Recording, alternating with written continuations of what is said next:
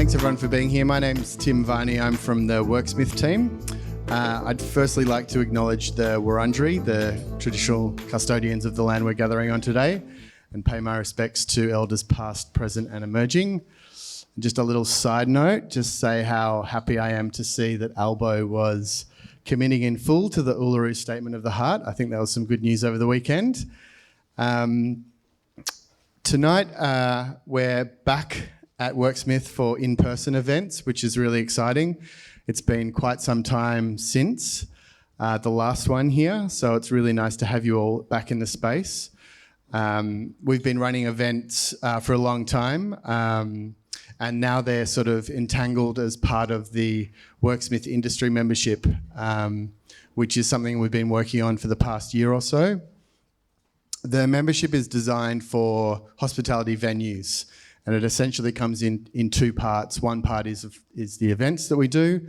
For instance, tonight we did the Melbourne Cocktail Festival Symposium. We have events around having council members on a panel talking about what they're going to do for hospitality. We've got some events around culture and hiring and recruitment for hospitality.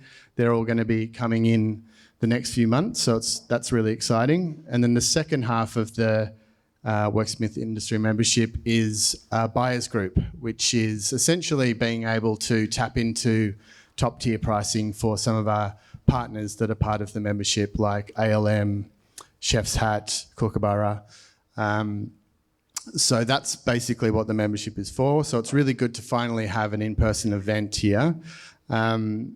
Before I hand over to Danny, I just want to also thank Square, who have given us the responsibility of essentially doing a little soft launch of their Future of Restaurants report. So it's really great to have them partner on tonight's event. That's it from me. Stick around for some more drinks afterwards and some snacks, but I'll hand over to Danny now, who'll take charge. Thanks very much, everyone. Thank you so much, Tim, and welcome. Well, you're excited to have the first event back at Worksmith, and I am super excited and really honoured to be part of it. Thank you for inviting me to MC tonight's panel on just a little topic that we're going to wrap up in an hour, the future of restaurants. We'll be able to smash that out, won't we? I know a lot of people that are here tonight, but for anybody who doesn't know me, my name's Danny Vallant. I'm a Melbourne food journalist, host of the Dirty Linen podcast, a big fan of Worksmith, and I'm sure I've eaten in a lot of your restaurants. Let me know if I haven't, and I'll get onto it. Let's introduce the panel, because I know we're going to have a great conversation with these three professionals here tonight. Julian Choquette is here from Square. He is the product manager. Welcome, Julian. Hi, everyone. Michael Bachetta and Hannah Green, hello. I was reflecting on when I first met you both, and I think it was when each of you was at Attica. And a long time ago... You don't have grey hair now. There's no grey hair there. I have to say it's been such a pleasure and a thrill to watch you both progress in your careers and become business owners and such important, positive and dynamic figures in the Melbourne restaurant scene. Thank you for giving me such great stuff to write about over the years. I've really appreciated it. You. And yeah, I know that'll continue for many years to come. So thanks so much. I also am grateful to Square for commissioning a Future of Restaurants report. I'm obsessed with restaurants. I feel like they're an endless puzzle, which I love digging into.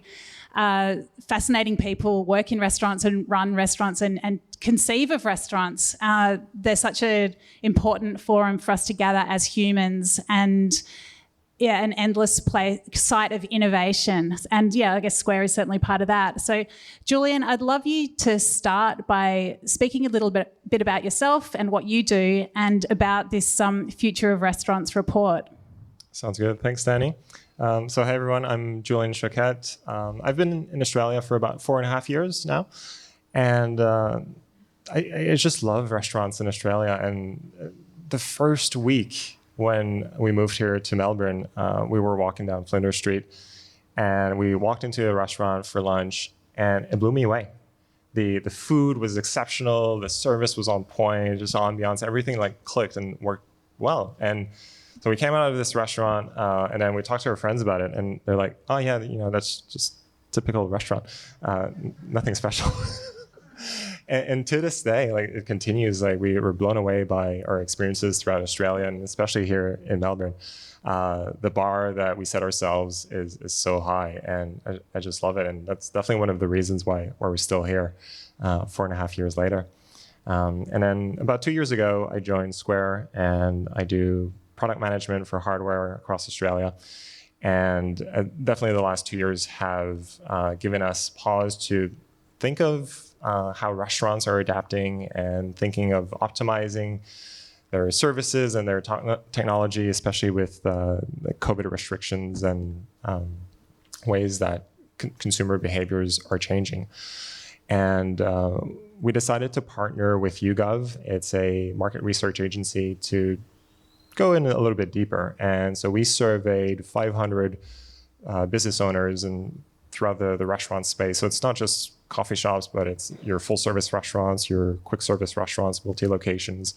And then we also surveyed 1,000 diners, just to really understand those trends and how people are feeling and thinking about the future of restaurants. And it gave us this really unique insight into how a multi-location seller like Fishbowl that started off on Bondi Beach selling Pokeballs and how they're thinking about that. And when you compare with, let's say, a Farmer's Daughter, a multi-story, very exceptional venue in Melbourne, how they're both approaching that future. And the three key themes I want to highlight is, first one is around automation and the need to be a bit more efficient. And I'll go into a bit more detail later. And the second one is around supply chain and how we sort of, as restaurant owners, need to take that a little bit into our own hands. And the third one is on being able to sell as effectively online as in person, and how you integrate omni-channel into the mix. So on the first point for automation, I think in the last 12 months have definitely shown us that staff shortages have been a huge pain point. Being able to find staff and retain staff, huge pain point. And I can't imagine the stress of a business owner looking at their roster and thinking of like, how am I going to make sure I have enough coverage next week? So there's definitely tools out there that can improve the efficiency between back of house and front of house. If you think of having all of your orders sync up on the same point of sale, or having a kitchen display in your to streamline those orders, like those are some of the efficiencies that you can attain now. And then on the second point on supply shortages, that one surprised us a little bit more. And we've all experienced like not being able to find the goods that we need in stores. And I'm not going to talk about toilet paper rolls tonight. But even like your lettuce, like you'd be faced with constraints at the grocery store. Your distributor might not have the specific produce that you have in mind for your needs. And what we've seen is that a lot of restaurant owners are deciding to grow their own food as a way to have more stability in their supply chain, or switch to a local producers so that it doesn't have to go as many hops in the supply chain. So there's more guarantee it'll arrive on time and fresh. And one of the examples is Oriza. It's a fantastic Malaysian restaurant in Hobart, Tasmania. And when we spoke to Ian, he said, well, he had like a really bad experience with one of his lemongrass deliveries. And it wasn't fresh and definitely not to his restaurant standards. And so he said, I'm just going to plant a patch next to the restaurant, not too far away. And now he has high quality lemongrass, always fresh, always reliable. So in our survey, we found that 25% of restaurant owners have already implemented some form of strategies for supply chain, and 40% are thinking of implementing things like that in the next 12 months. And then the third point is on omni-channel, so being able to sell online and in person as effectively. And throughout COVID, and especially here in Melbourne or Sydney with the restrictions, like we saw restaurants selling finish at home meal kits or raw ingredients, or even pivoting to services. So you have cooking classes. So all of these different products are revenue streams for these restaurants, and they can be quite critical to the stability, but all of that can't be done without a really robust online platform. So those, I think, are some of the trends that are definitely going to keep going into the future. So to recap, more automation throughout all the systems that restaurant owners would use, and taking more control of your supply chain. And third, being able to integrate online and in-person sales more effectively.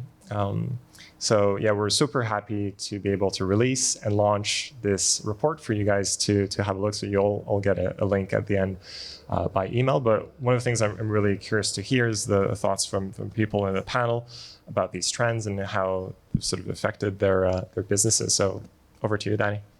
Yeah, I mean, I found the report fascinating, and yeah, you'll all get to read it. We'll just certainly dig into some of the insights this evening. I think, I recognise those trends in my own research and journalism. I was just chatting to some people in Carlton recently, Fenton Food and Wine, and they've built their whole business around growing their food. So at the moment, they're only open Friday dinners and weekend breakfasts. They've got a farm that they share with other restaurants. They share it with Manze in North Melbourne, and they go through the farm on a Wednesday and basically write the menu as they're picking the produce. They're in a slightly fortunate position where one of the owners' parents has a farm in Gippsland, so they source beef, chicken and eggs from there. But I think what you see, and I think this is perhaps another trend, is that it's not only about alleviating supply chain troubles, it's also about connecting with community and having a great story to tell. Like, how great is it for the guy in Tassie that not only does he have his lemongrass, but that he can tell his customers about it. So I'm sure it tastes amazing, but he's also got this incredible point of difference and a real narrative that he can bring to the dining experience.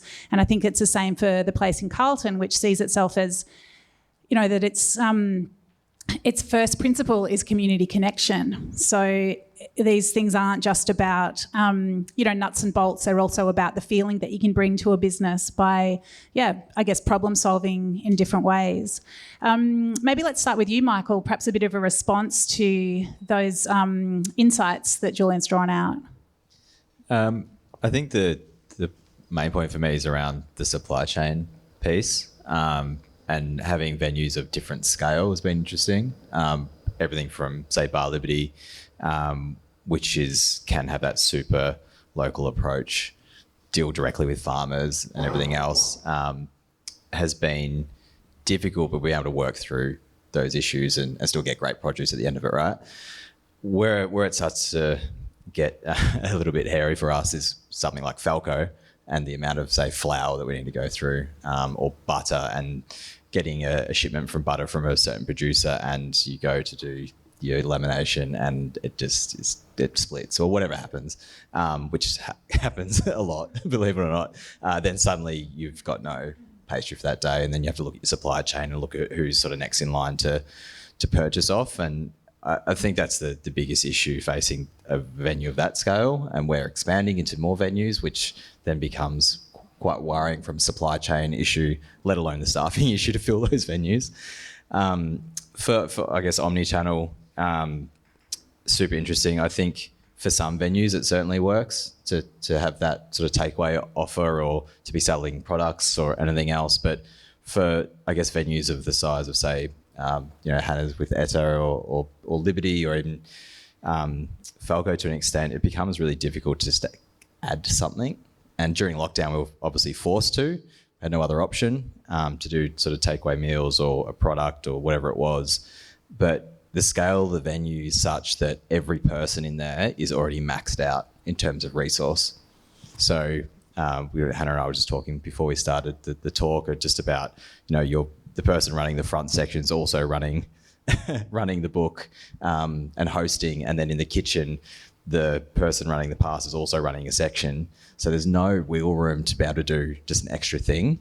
And say at Capitano, it gets so busy that we turn off takeaway because we can't actually manage that channel with the staffing we've got. So I think the demand is definitely there for a lot of these things, but how to fulfill it at our scale is another headache for some, or another headache for us a lot of the time. There is some amazing examples that have sort of come out of COVID where someone's launched a product and then it's become sort of bigger than what their venue ended up being, and that's sort of gained a lot of traction in a few areas, which is awesome to see. But then that takes investment in obviously money, but also time, and that big thing now being people and how hard they are to come by. Yeah, I think it'll be so interesting to see as staffing shortages ease, which they will, won't they, eventually? We'll talk about that some more. But whether some of those things that we got used to in lockdown and appreciated in lockdown, will there be that demand for them? I think, to some degree, yes, there absolutely will be. But, I mean, I was invited to a online drinks tasting recently, and I was just like, I'm so done with that. I'm not sitting at my computer tasting whiskey again. It just has that lockdown flavour, which I don't want to taste anymore. Hannah, what are your thoughts on those insights, the omnichannel, the supply chain, and the automation? Well, I think the biggest thing we've done recently is we changed our reservations platform to something that it was like 3.5 times the price of what we were using. So it was a big, and that's a monthly investment that you're making. But it is so incredibly intuitive. And I think one of the things Michael wrote in the report, it's scary doing something new. It's the last reservation system we used, we helped build at Attica. And so I've been using it for 10, Longer? I think longer than that. Longer than but, I knew exactly what I could do with it, how to manipulate it. I could literally maximise every single thing out of that reservation system, where now we're using 7 rooms, and within 2 weeks, I would say what we have done, and you've obviously got to have the time to put into doing it, and I still feel like an idiot just trying to take a walk in without having a phone number and an email, and I'm like, oh my God, whatever. But what we have done is we have increased our revenue by $3,000 to $4,000 a week by simply just changing one thing. And that's not even taking off the time that I needed to have a staff member taking phone bookings and emails and confirming it and doing all of that kind of legwork. And originally I was a little bit scared by it because we are such a service-driven restaurant. And, for me, that first point of contact has always been the phone.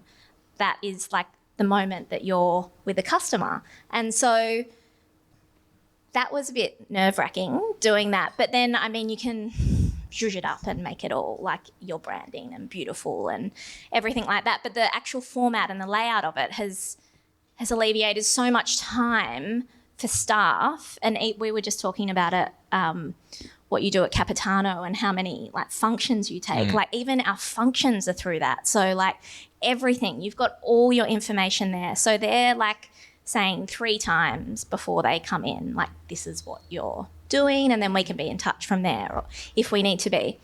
And that in itself, I would say, is at least a shift a week. So what's that? $250, which, that in itself I can't believe the difference it's made. And it's taken me 2.5 years to actually make the call of changing reservation systems because also of a relationship that is quite a long period of time. So, yeah, that's been incredible. And so I think that's probably about as far as automation will go with what we do because, we're a bricks and mortar restaurant. And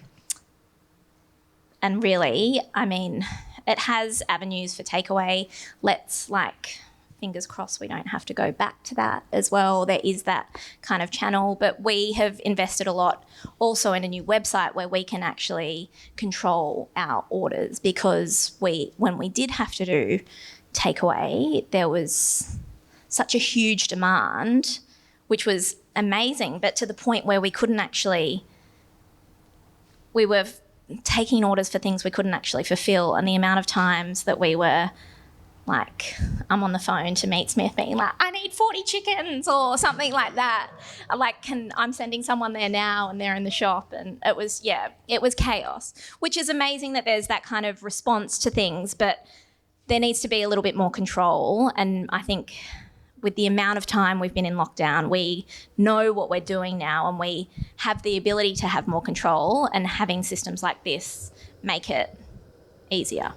I mean, Julian, you must hear this from restaurants all the time that, that it's so hard to make those changes. It's quite scary. You've got existing relationships, you're embedded, you're too busy to think about it. I mean, what kinds of things do you say and see in those situations? Yeah, I totally understand that, when you're busy and like your main objective is to deliver a high quality experience to all of your customers that come through the door. When you need to sort of pause and rethink your processes and like, how am I going to make this more efficient so I can increase my revenue or do more with less? You almost need like an extra person just to like think through the logistics of how we're going to roll out this new technology upgrade.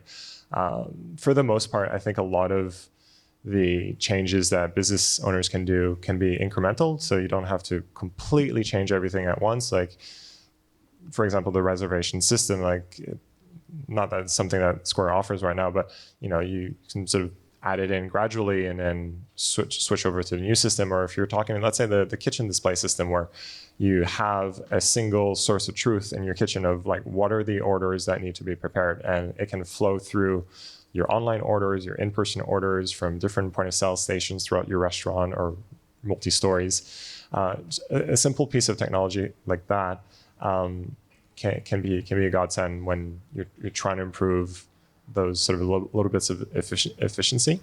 And I would say that just trying it out. And if it's not for you, then you can revisit a later time. But taking the first step and just experimenting, I think a lot of business owners can find those efficiencies with the tools that are available out there. And it's not just Square. You search for QR code ordering systems and you'll find 100 companies offering that right now in Australia. There's lots to choose from. I think for me, it's all about scale, right? A lot of venues that we're talking about are owner-operator. The idea of like two things you never want to change, even though you should, is POS and reservations. Like, they're the two hardest things that I can think of in venues that are just scary to change, because all the steps that you have to take to make that change. Website integration, how it integrates to social media, how your staff use it, train the staff, all these steps, right? And that's going well without any hiccups on the way through. And I think in Australia, we know that it's such a decentralized industry in hospitality that 95% or something is sort of owner-operator venues, which leaves the 5% who are group operators that have teams to implement change in their venues to increase productivity and increase revenue and profit. And then you kind of get down to the sort of middle layer that might have a few venues and might be lucky enough to have an ops manager, which would be amazing, to implement these things. And then down from that is the owner operator. So to have any sort of meaningful change in venue from a tech perspective or anything really, it takes a huge amount of energy. And as owner operators, you kind of look at it and like, well, do I have the time or energy to do that? Especially now with staff shortages. And then I have to explain to the team why we need to do it. And they need to be completely, brought into that process. So then you've got that buy-in when you implement it, that they're going to make the effort to do the training, understand what's going on. So then it's implemented properly. And evidently when it's something that you think is a good idea, the team might not think it's a good idea, and it gets booted straight away. So yeah, I think it's as you scale up that these things actually become easier because you do have a bit more management to assist in that rollout. Yeah, and I guess you have more efficiencies to gain by centralising things. I mean, is there if you could click your fingers and it was really simple, like what is there a change that you would make, even if it's technology that doesn't exist? Like, what, I mean, apart from making sure the butter's okay and that the flour's on the in the van, is there something that you could identify that you'd love to change? It's going to be very controversial. And Tim's going to hate me for saying it. Sorry. I'd get rid of baristas and just have an automated, amazing coffee machine that just did it. I know there's coffee people here, but doesn't change it. I'm saying if the flavour of the coffee didn't change, all those things, no problem. That is, and these things exist, whoa, by the way. They're still expensive, but it's going to happen. Think of all the steps that are being changed. The grinder, you put the thing in, it holds it. There's Uber Milk that does the milk, and it does it pretty bloody well. There's robots now that deliver our food. Exactly. Do we need a coffee machine? It's so interesting because I got an email today about Royal Stacks, which is opening in the city. It's open and it's doing breakfast for the first time. So it's just been a burger place. They're going to do breakfast, and one of the things that they're spruiking is this V60 pour over coffee for $3. And so I went back to the PR and I was like, why is this special? Like, anyone can just like get a pour over. What's the big deal? But the big deal is that it's automated. So it's happening, one barista at a time. $3 is cheap. But I think that's so interesting, isn't it? Because I didn't get the big deal. Like, why was it a positive? And I guess, well, now I'm starting to, the penny's dropping. That's a positive for the business in that sense of, all those logistics of getting coffee to people. But you sell it as a positive, like you're having this cool coffee experience, but it's actually easier for the business. Tricky. I think another area that's worth exploring for new technology is the efficiencies that you can gain when you synchronize your front of house and back of house. And I'm sure you've all experienced the situation where you order something at a sort of full service restaurant and then the waiter comes back, oh, sorry, like we're out of salmon. Like, how do you make that a bit smoother and then let like the kitchen broadcast messages to the staff so that there's more like free-flowing communication on both sides, and then that makes just every single interaction a little bit smoother, and it just brings a better customer experience to everyone. Hannah, is there a change that you would make if you could click your fingers? We've already got rid of the barista. You guys don't have a barista though. What would you do? I mean, it's kind of happening now, and I think it comes to staff shortages. Like, we use Deputy. I don't know what people do, people use, or if it's just a paper roster. But the function of people swapping shifts or having an open shift, like now more than ever, like you lose, I was just saying, like a few Saturdays ago, we lost 5 front of house staff out of 7 people that afternoon, like that from midday to 4 o'clock, 5 people. And we had 120 people booked, and like, what do you do? So if you can send out an automatic alert, which you can on Deputy, saying, hey, whatever, it pops up and people can accept it, and it saves you, because time is of the essence. And at that same time, we had a full restaurant doing lunch service. So like, I'm still, so many balls in the air. And so we did that, and then one person said yes. And then, but I mean, that does save time when you are having those crises moments. But I have found that super helpful. If I don't know,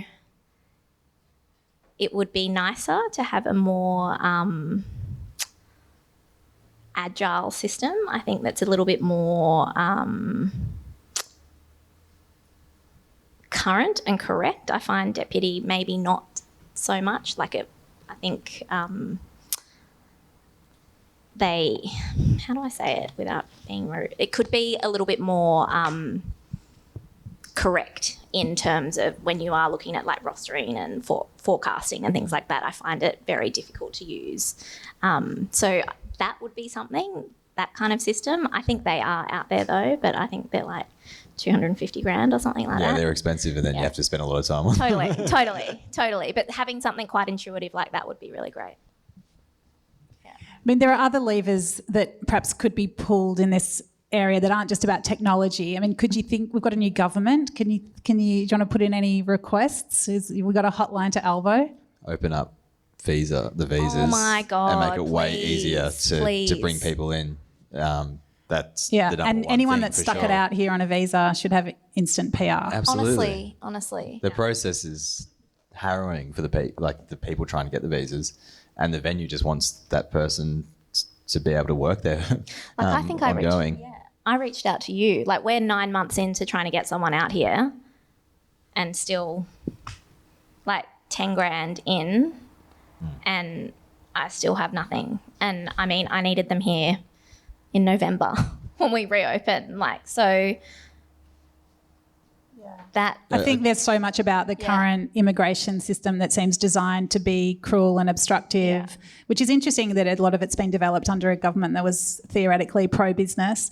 I think it'll be interesting to see if, I guess, compassion and empathy makes a difference to the actual architecture of getting people into jobs onshore. I think at the start of COVID, we lost around 200,000 people in industry that went home because they were told they weren't going to be supported, and there's no plan in place to bring those people back, really. And we're not seeing a massive influx of those people. And talking to people around the world in hospitality, they're also not there. So where are they? I don't know. Yeah, well, I was chatting to someone who's part of a big group, and they're off to Dubai to an Australian jobs fair. So it's like there are people that are working in the Middle East that are going to be wandering around this conference centre, and it's all Australian businesses that are spruiking for them, competing for them, and I'm kind of guessing you guys aren't going to be in that room. Yeah, I haven't got that scale, unfortunately. Yeah, I mean, that's it, isn't it? It's definitely not. It's not a level playing field. This sort of, I mean. Okay, I was going to change the topic, but let me just check. Is there anything else you want the government to do while we've got this hotline open? A lot, but it's not related to hospitality, so it's probably not relevant to the future of restaurants. Yeah. Future of humanity, yes. Yeah. Okay. There was a line in the report. It was Johnny from Koi Dessert Bar that I think, I'll paraphrase it, but I found it so interesting. He talked about the fact that the modern restaurant needs to span the customer journey, this idea of being ubiquitous, being everywhere at every point for a customer, being what they need you to be, what they want you to be, I suppose being top of mind when they're thinking about, their next dessert. But then I also think restaurants get people in because they are themselves, because they offer this really offer an experience that you could only get from them.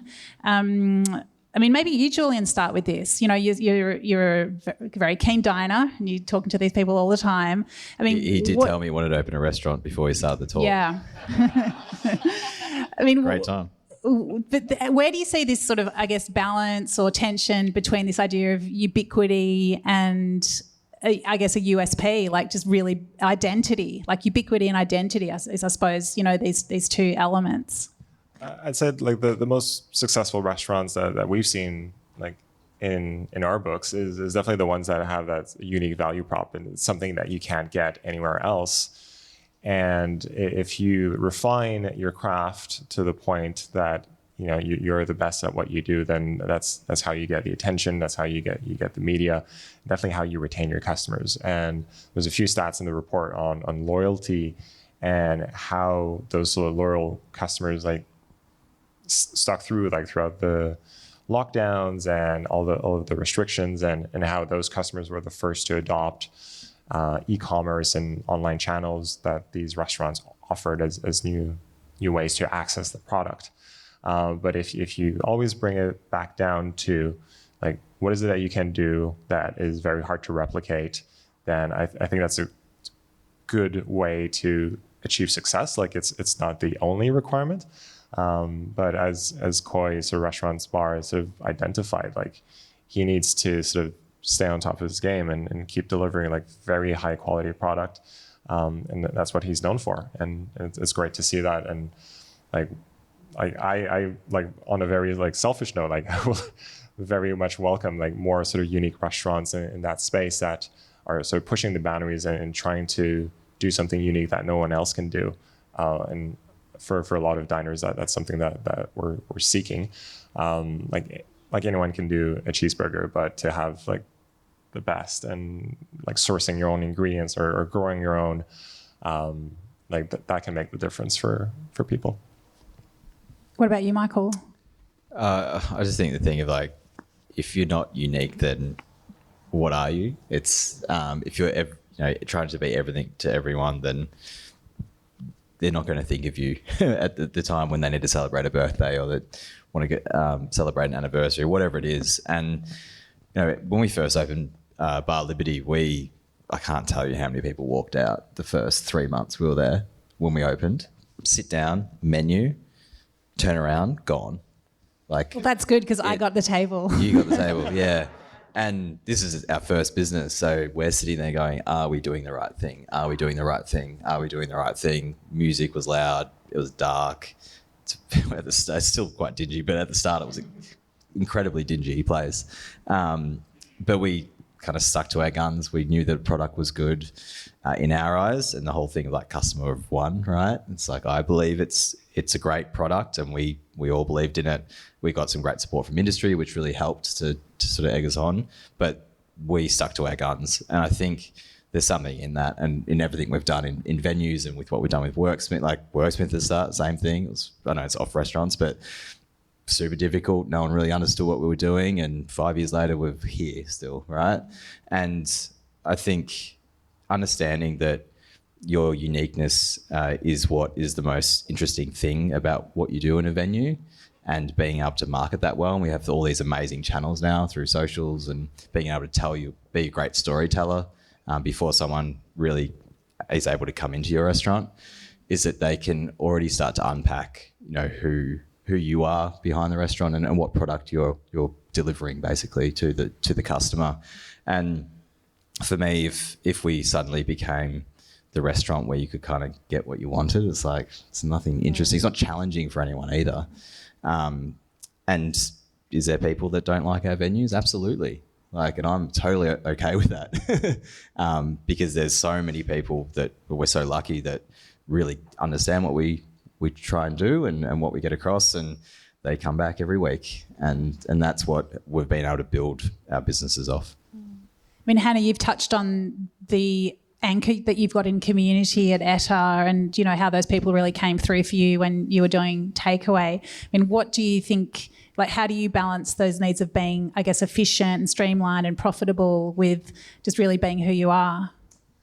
Well, I mean, consistency is paramount, I think, and I think that's why we do have such a these people who, and particularly through COVID, I feel like honestly it was just like we would say what we're doing and we'd say jump and they'd say how high kind of thing. They just wanted to support it, but it needed to be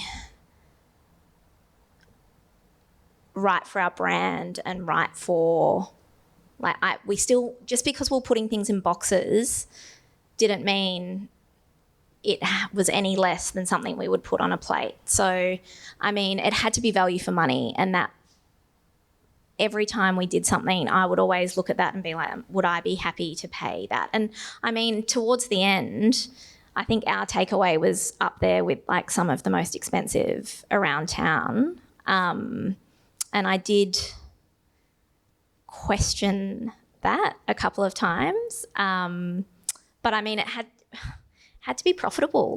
We kept our staff on, or for 2021, no, what year are we in? 2021 lockdown. Sorry, there's just been so many of them. For last year's lockdowns, all of our staff were still doing full-time hours. For those that weren't, were on the cusp of just being able to, I think it was 20 hours that they had to lose, so they were being topped up. And that was also more for their mental health at that point in time. But it had to be a viable thing of what you're doing. Otherwise, what were you doing?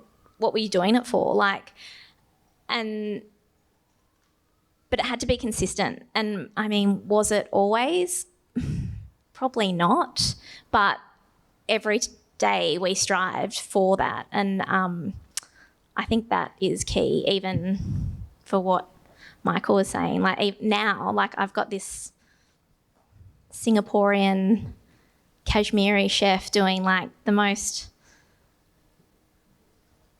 on paper, it sounds so, like, I hate the word fusion. It sounds like almost confusing for what it is, but it is so unique, and it is literally her life through her eyes of growing up in this country. And does it get any Melbourne than that? Not really. And like, she's this classically trained French chef.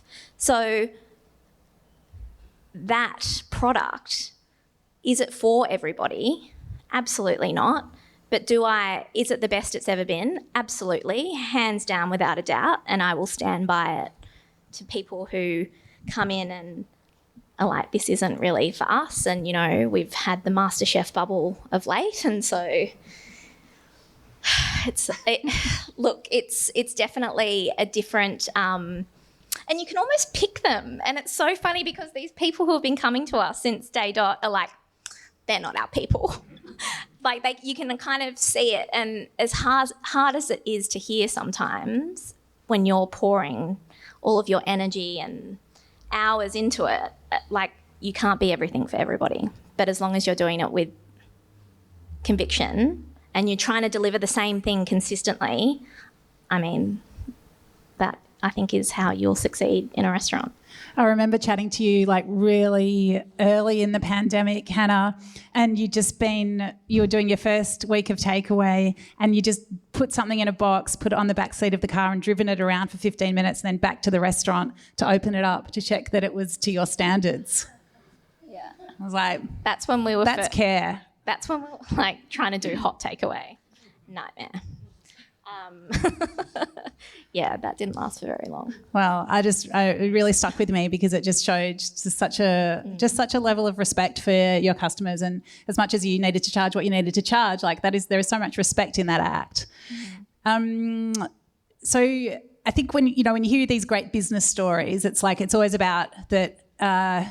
The great business people see the challenges as opportunities, but there certainly have been a lot of challenges, and you have turned them into opportunities. But I just wonder, like, what is the drain on you as business owners, and what else could be done to help you and your staff, I suppose, restore and recover?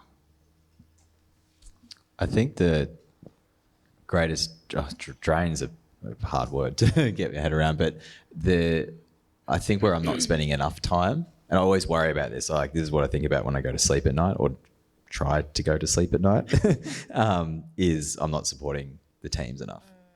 That's the one thing. And if there's any way to help that, I will be looking for it. And again, it's a scale thing, because I'd love to have a HR person or across the group, across Worksmith, and we are doing a little bit of work with that, with the Worksmith team, which is really great to get to that point, to be able to do that. But that's the biggest, drain in my head at the moment, for sure, because I value everyone that works in our businesses at a same level, no matter what ranking they have or anything else. And I do worry that sometimes we don't spend enough time with certain people that need a little bit more support, just because of how drained we are in other areas of the business. Again, apart from it's the right thing to do and looking after your people and creating an amazing culture, the reality also on the flip side of that is if you don't have a great culture, then you will lose people. And in today's age, you cannot lose those people. And it's a bit of a domino effect when that starts to happen. And yeah, it's still definitely the one thing I wish I could remove. What about you, Hannah? Well, I mean, culture is huge. Like, I have had, ETA hasn't always been what it is today, and there's been times where the culture has been really toxic, and you see it kind of happening around you, and you're just like, what is going on here? And you're losing people left, right, and centre.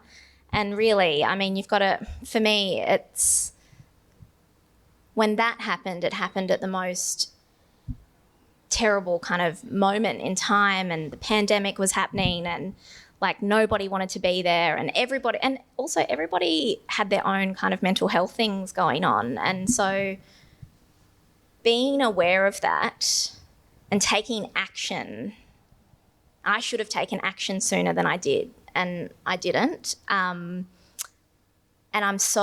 now we're at this place where, honestly, it's a bit like sunshine, rainbows and lollipops. It's really like, I'm so protective of it, and it sounds a little bit cultish, and everybody I interview now, it's kind of like, it's a huge foundation for what we interview on. And if you don't necessarily fit in that or want to be a part of that, or you're not bringing the same that everybody else is bringing, because that builds resentment and then toxicity and all of that kind of thing. So it's a really huge part of what we do. But I mean, I also want people to be there. I want people to be there for as long as possible. So it's also kind of creating an environment where, like, we're a small business and there are things where the back of ETA probably isn't the most glamorous side of things, and we don't have a cool room, and even just like refrigeration space. Like, how do I make it easier for these guys and girls in the kitchen to receive their goods and pack it away? Like, all of those efficiencies of, even like, I think there was one night in December where our kitchen hand got COVID and I ended up doing the dishes for the night. I had the best time.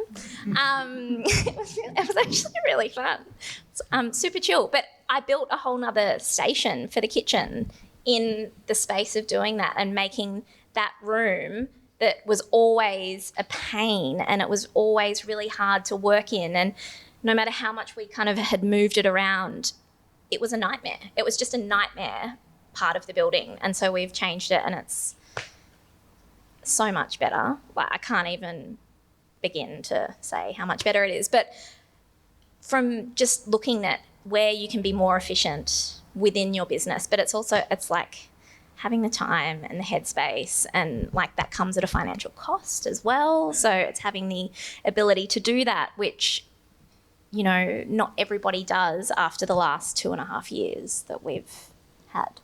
That's so interesting. I'm going to open it up to questions in a minute. But Julian, I just thought I'd ask you to let us know, you know, what kinds of things are you thinking about doing next? Like, what do you think is the next step in automation, in creating these efficiencies and possibilities? Yeah, no, great question. And I'd say, like, at Square, the way that we approach these questions is always to go back to our sellers, our customers. Everything we do at Square is customer first and seller centric. So we look at current pain points, we look at all of those like feature requests, and we sort of prioritize them. But if we go back to the sort of future of restaurants, and I know I've been banging on about sort of efficiency, to me, it's all about having everyone in your team be able to do the highest quality work so that you deliver that value to the customers. And in terms of like future efficiency gains or future technology that could be applied, I think like the way that we take orders maybe is something that could be improved. You know, pen and paper I think can only go a certain way, or if you go by memory. And, you know, the way that we do reservations, the way I love your story, Hannah, of sort of, you know, you're suddenly short-staffed, and how do you communicate to everyone that's booked? That's a huge challenge, and without the right tools in place, that can be quite frustrating and stressful as business owners. So I would say that watch the space and keep raising the feedback, because we're collecting it, and we'll come up with some great features down the road. Amazing. Well, a lot of food for thought. It certainly got me thinking. Do we have any questions?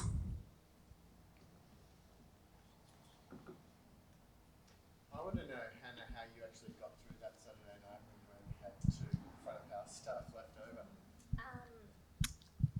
So I am a part of a WhatsApp group called Last Minute Staff.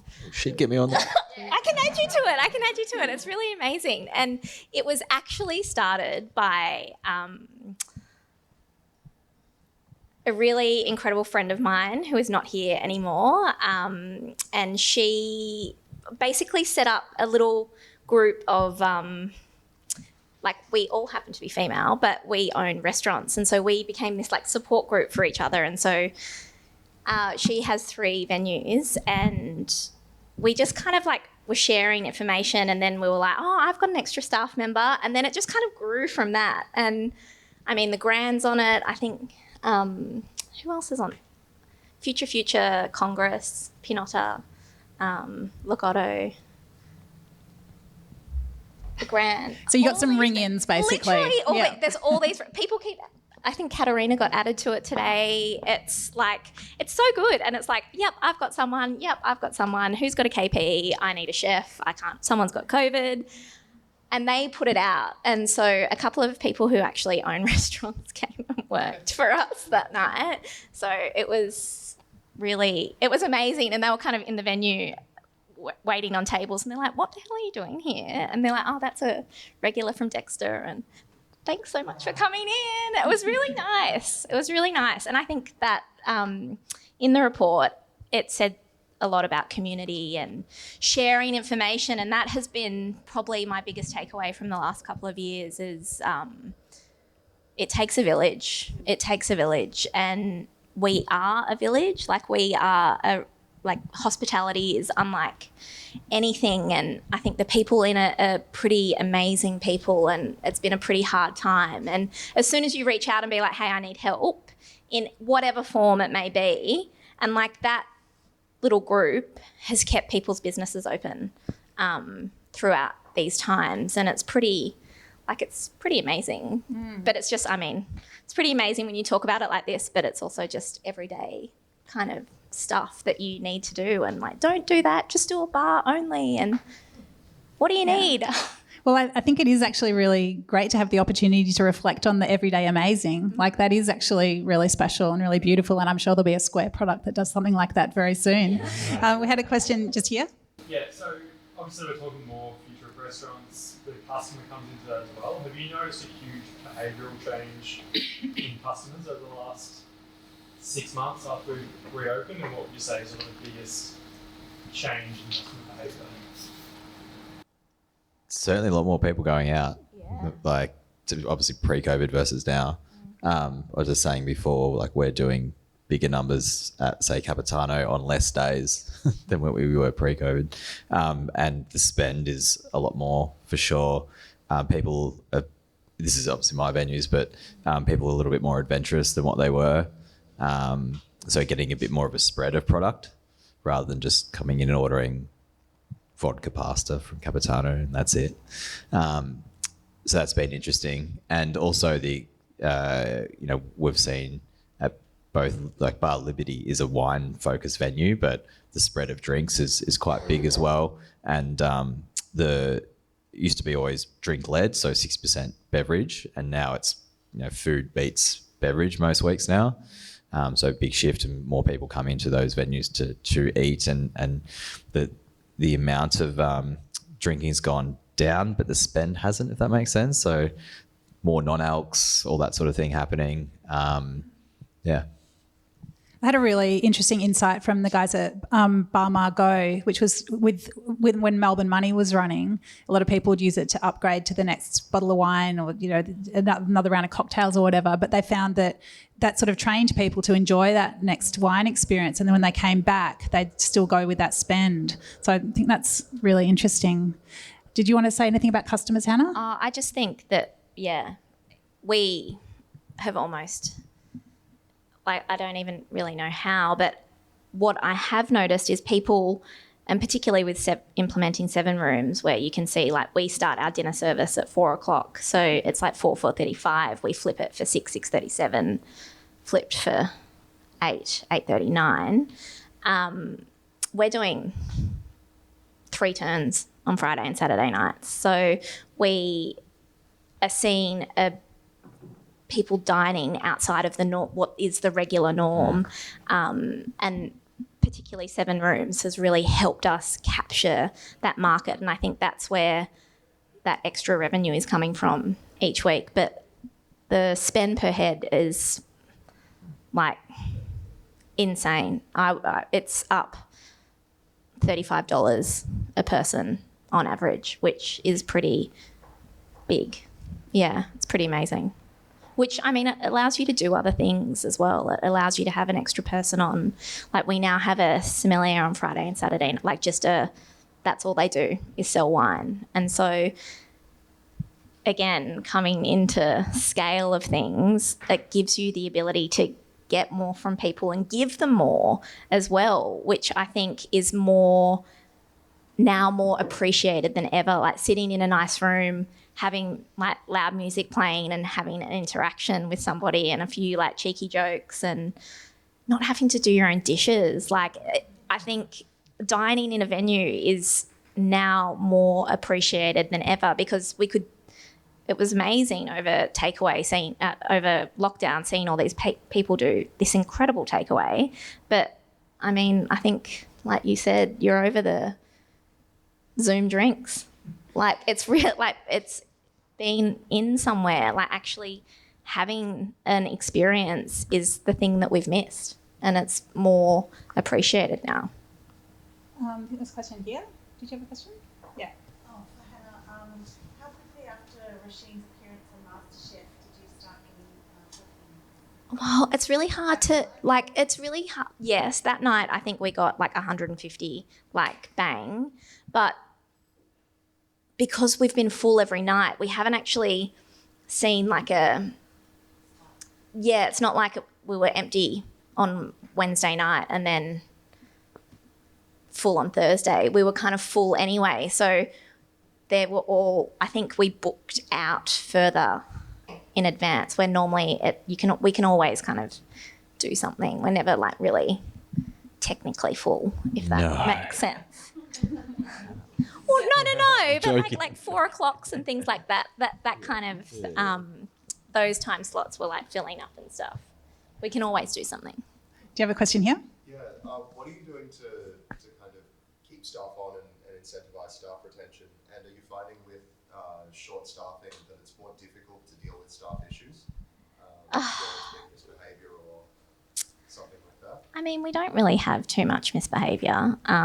Mostly it's in a group setting and there's alcohol involved outside of work hours is when there's misbehaviour happening. But I think for me, I've looked at, well, you're not getting the kind of people that you want. So we have gone to in-house training. So every Friday we have training sessions, and even like same as the kitchen, I think Rasheen has simplified what she has. It's, I shouldn't say simplified, that's not the right word, but everything that she looks at is pre-seasoned, and so you can compose it in a busy environment, and it doesn't really, we only need like 2 senior people in the kitchen. So one who can actually cook on the fire, which is, as all of us would know, like, it's a live thing. It's a pretty specific thing to do, and do that consistently as well.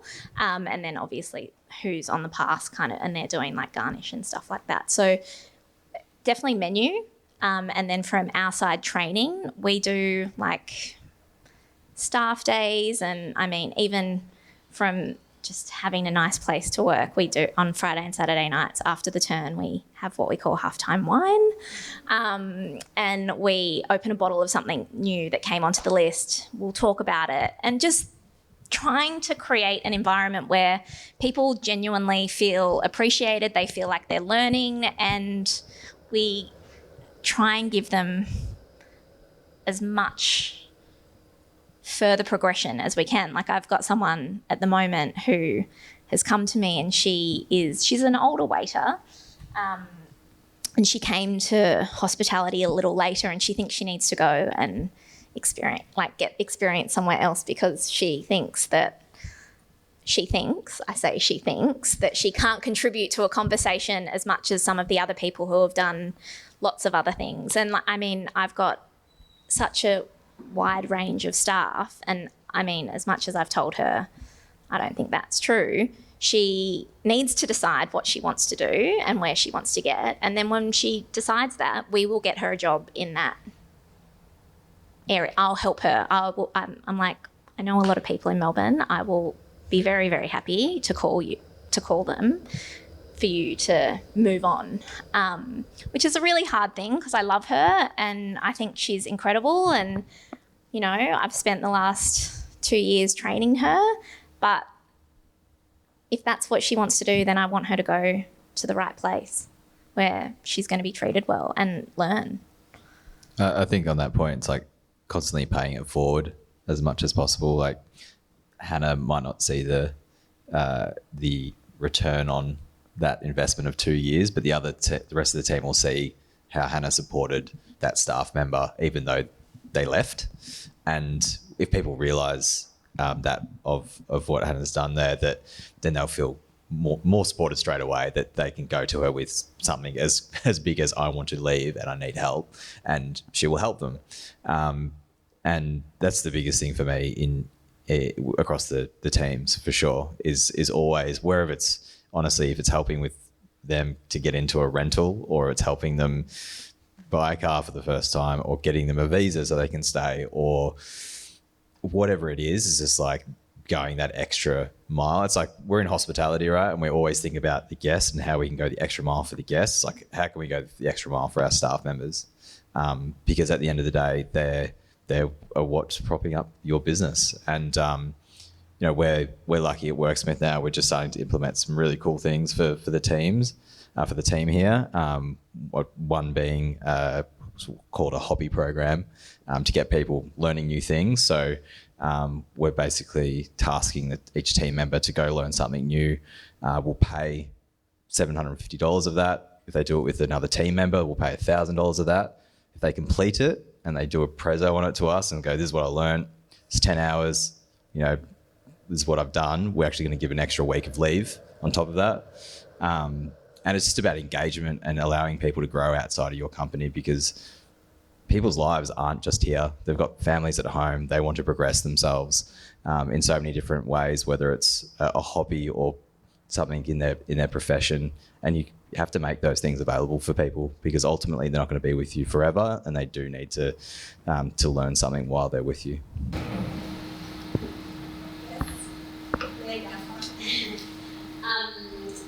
So obviously the cost of living is rising, and that's huge advances for a lot of people, and to eat out is luxury for a lot of people. So I think that we have to start bracing ourselves for people that want to make compromises for that.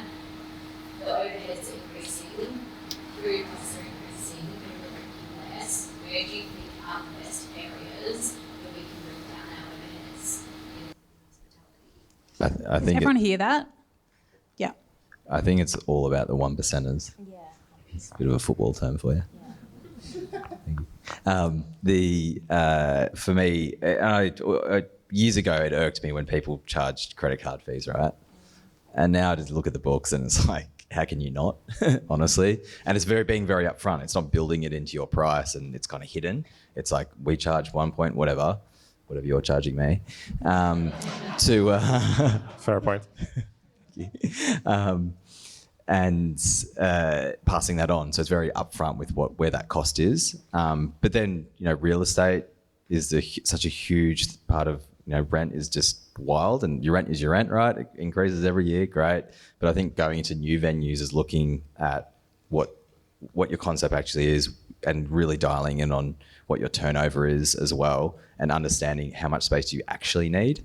And I think we're in a market at the moment that there's a lot of opportunity in that space, where you can look at those spaces, go into them and get a lot of efficiencies out of concept, and being okay. I was saying before, like not being everything to everyone, and focusing on a singular item really, really well in a small space that can do really high volume of takeaway as well. Whatever the concept is that suddenly your rental cost is way down on what it would be if it was a normal restaurant concept that you were trying to do out of that space.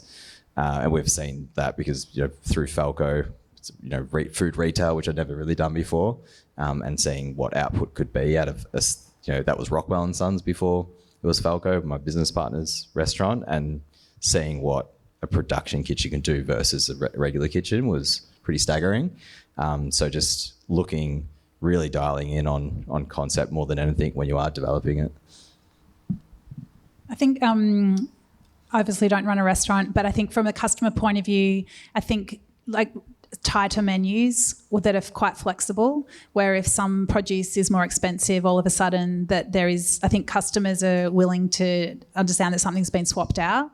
So I don't know whether that's being, writing a daily menu or a weekly menu or just having something that's just subbed out on the menu that day. I think customers are really understanding of that, especially if it's, flipped to the positive, like we've come upon this amazing, whatever. I think that there's that. So I think those kinds of things can be turned into positives. I think being realistic as well with what your costs are and being completely across them, like what product, our floor run at a higher percentage than our kitchen's wage cost for the week, but the service that we give, the level of service we give that's important to me. So when I look at the overall picture and the snapshot of the business of where, those percentages are going, that is something that I value and has been a foundation of what ETA is. And then, I'll do a weekly COGS report, and my restaurant manager sees it, my Rasheen, our head chef, sees it, and we talk about where the efficiencies can be, how much waste did we have, what did we do this week that was different, and really knowledge is power. And so dialing it down to that tiny week-by-week scale gives us a really clear indication of where things can be. And you can even break it down to, depending on how much time you have, day to day. And it is those tiny little 1%ers of, sending somebody home that had been in there since 2:00 anyway, sending them home at 10 instead of 11 or 11:30, and you do that a few times, and that's 10 grand at the end of the year. And that either really everything we have been doing lately, because as I was talking to Michael, if I had my chance to have it again, would I have picked ETA as the space? Absolutely not. There's just so many inefficiencies in that building. And so everything is an investment back into the space to make it more efficient, to make it more appealing for people to work in. So even just receiving our veg delivery isn't as hard as what it used to be. And it also saves time. So looking at your business and being realistic about what your expenses are, I think, is a really big thing. Yeah, I think on the 1%ers, using data is just super powerful, and understand and be able to interpret it in a way to then be able to make it really valuable. So for Falco, for instance, if there's the 1% thing with a little bit more for payments, okay, that's 25 grand done, or whatever the dollar amount is for the year. Looking at how many people come through a week, understanding if you increase spend by $1 in sort of a retail setting, okay, per week, that's 3.5 grand. $1 doesn't sound like much at all. And if you can ratchet it up slightly through retail or a price rise on what you've got, then the impact is enormous at the end of it. And if you can imagine with those 1%ers dialing up, is that you look at what you can bring down as well, back of house, so production, cost of goods, whatever it is, suddenly you've got a 10% differential that you've landed on, or increase in overall profit because of those 1%ers that you've looked at. And it's not until you're up and running and operating you can look at that. Really hard to do at the start. History as well. You've got consistent history, because we have not had consistent history as well. Yeah. You mentioned waste, Hannah, which I think it's a huge one. I've just written a story about food waste, which I think costs Australia $36.6 billion a year. And one really interesting example is a bar in Sydney called Re, which uses it's basically scraps and waste and seconds from other restaurants and suppliers to create their menu. But one thing they do is, they've got their 5 bins for all the different types of waste, and with a notebook beside the bins, and anything that goes into the bin, the person has to account for it? Why did it go in the bin? What could be done differently next time? So, I mean, that's extreme, but the fact is that they don't put much in the bin. So there's not much standing around writing in notebooks. So I suppose when you create a business around the whole idea of no waste and not creating waste, then yeah, you have less of it. And that's, you know, the cost savings are really considerable. Julian, I feel like I cut you off. No, all good. I was just going to say a small comment on data that you pointed out, Michael. In the Future of Restaurants report, there's this quote from one of the co-founders of Fishbowl, and he was saying that, back in the day, like, you had to be in the restaurant to see which items were selling, which items were not, tweaking the menu and so on. But as they've grown in scale, one of the things that they love about the analytics and the dashboard is seeing in real time across their 30 venues which items are selling, which ones are not. And he can sort of tie that back to marketing campaigns and anything happening on social media, and very quickly adjust menus and promotions based on actual live data from his restaurants. Like, this is a use case that's probably like on the far side in terms of scale, but it shows the power of what restaurant owners can do when they have access to high quality data, where they can better control their costs and also optimize their revenue based on hyper local trends or temporal trends. So I think that's also an interesting trend to watch out for, and something to think about how you incorporate data within your own restaurants. I think the overall thing is that we all need to get really comfortable with charging more and being okay with losing a few people, because everyone has to rise up, right? Honestly, we did it coming back. I think we put 10% on everything across the board. Nobody blinked an eye. And then we're in the process of doing a few things now. And I think the most significant thing that I saw was like our oil, whatever, bingo, whatever you call it. It normally costs $230 to fill. It costs $623. Wow. Like, that is just one example. And it's like having the knowledge of actually knowing that. And, okay, cool. So what do we use that oil for? How many times do we fry something? How often do we change that oil? Okay, if that's going to change the product, why is that product on the menu? Like, actually getting right back to the basics of what are we using this for? And I mean, yes, it is hard putting prices up because you do want to, I want that person who, is an apprentice somewhere coming in. And so I still want to be able to attract those people. And I don't want to, like, we've got this lady that lives around the corner, Wendy. She's been coming in since day dot, and like, she's super lovely. She lost her husband and a few years ago, and we're just her little space to go to. And I think of Wendy, like, when we're doing it, I think of Wendy, of what we're actually charging, how we construct the menu, and will I alienate her because she has been paying our bills for 5 years. So while always thinking of that, there is a commercial reality, and wages being what they are, paying people correctly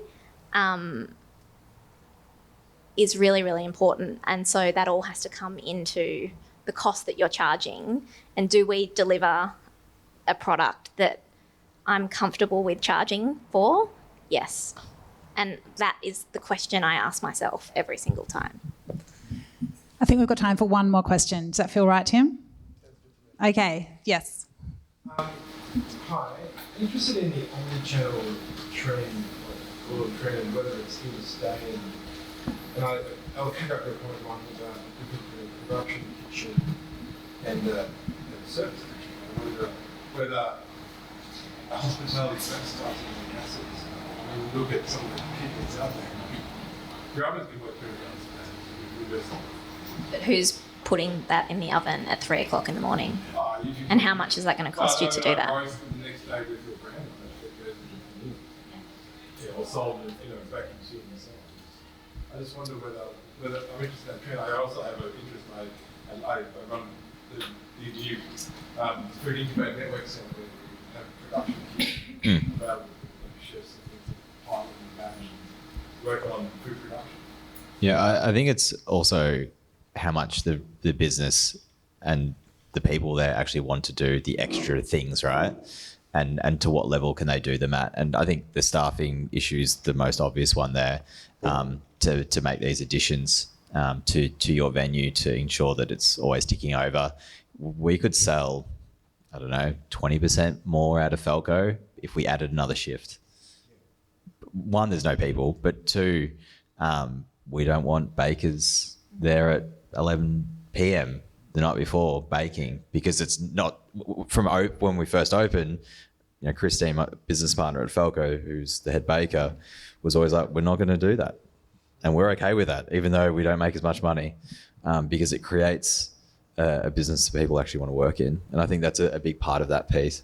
And then, you know, real estate costs is also a huge thing. So, you know, at our venues, you look at the kitchen and it's every centimetre is accounted for, definitely maximised. And I'm the same as Hannah. Would I open Bar Liberty again in the same space? The romantic side of me says absolutely, because I love that space, but it is a disaster in terms of productivity. And we couldn't squeeze another dollar out of that space really in terms of production. But with saying that, back to the concept piece, when you're looking at concept, is that if you are going to open, say, if I was to open Capitano again, I probably wouldn't need as much space, because that kitchen isn't maximised, and you know, a small part of that space, front of house, isn't used well enough. So I think it all comes down to design, but there's always those factors come into play when you're trying to open a venue. It's like, how much time do I spend on concept and design while I'm paying rent, while I'm paying builders, while I'm paying staff waiting to open the venue? And there becomes that pain point where you're like, well, I'm just going to have to open. And they're always the thing, I will fix it later, never gets fixed. We know that. But yeah, if it's not done at that stage, really hard to implement after, for sure. I'd say from a customer point of view, like, definitely, like, I love to go home from a restaurant with a jar of something. I mean, I'm not like a cap or t-shirt kind of person, but I know that people love those, you know, if it's the right business. And, you know, as much as I don't want to do like whiskey tastings over Zoom, I do use services like Kookaburra, and the founders are here tonight, which is like batched meals. You guys should chat. Where like I've left some, you know, something I ordered off Kookaburra home for the family while I'm out tonight. So I think as much as I don't necessarily want the experiences that I had in lockdown, I do want some of the conveniences. So I definitely think, especially when you got that branding, and I'm happy to have different kinds of restaurant experiences. You know, like Falco, we did Friday Pie Day last year, and it was a lockdown thing, but it was like delivering Falco pies to people around Melbourne, and during the footy finals. Like, how fun was that? You know, so I guess I feel like there are definitely opportunities to do fun, branded food things in different ways. But yeah, it's about what can actually be achieved by people who are very stretched, and what is going to land in a market that has changed for sure, and will keep changing. I feel like we could go on for hours. It's such a great conversation, but I would love to thank you all for being here tonight, and especially a big thanks to our panellists. Thanks, Julian. Thanks, Michael. And thanks, Hannah. It's amazing insights. So great to have your expertise.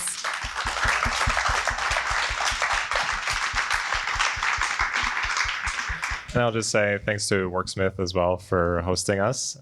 There's a few squares hanging around if you want to have a chat, share some ideas and feedback. You call each other squares? Yeah, we do. Really? Yeah, well, Jack Dorsey just changed his title to Blockhead. Oh, that's good. That makes sense. But yeah, feel Love free it. to stick around and have a chat. Yep. Have a drink, have a snack, and have a mingle. Thank you so much, guys. Thanks, everyone.